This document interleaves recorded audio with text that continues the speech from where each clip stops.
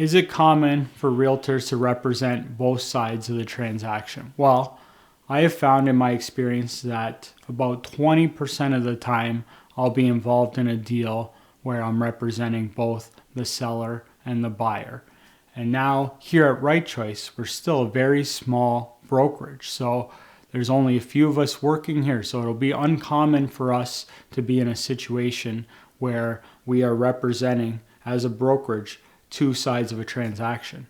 However, at a big brokerage, it can definitely happen more often where if you've got 500 realtors that the brokerage could be on both sides of a transaction when there's half of the market all working for one brokerage. How do we ensure here at Right Choice that our buyers and sellers are having full representation, and if there's a buyer and seller that are both doing a deal within Right Choice, how do we ensure that they're taken care of? Well, we have processes in place where when one side is representing the seller and another side is representing the buyer, there is no backdoor tricks, games, gimmicks, winks, any of this BS where there would be people trying to put a deal together just to get the deal done.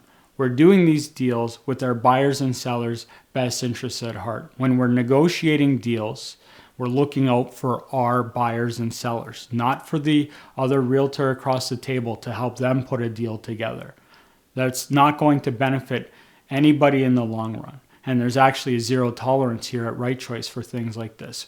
We're putting our deals together with our buyers and sellers' interests at the forefront of the deal. So that's how we're ensuring it here. The other day, Kevin and myself were working on a deal where we were on opposite sides of the table. I was representing the seller and he was representing the buyer. And in this situation, Kev, I'll give him credit. He was trying to play into our relationship to try and get information out of me in order to better serve his buyers. He was trying to find out. He was actually in a competing situation where there was another offer on the table. And we were in a situation where while the offers were live and we were negotiating, that Kevin had, just like the other side, an opportunity to improve his offer. And he wanted to ensure that if he improved his offer, he wasn't improving it so much more that his buyers were overpaying for the property.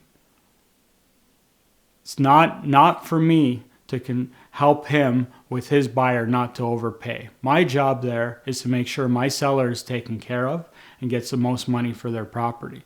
So I give him credit for trying to grind some information out of me, but he's not getting it. Nobody's getting it, whether you're Kevin, whether you're Casey, whether you're anybody at Right Choice or another brokerage.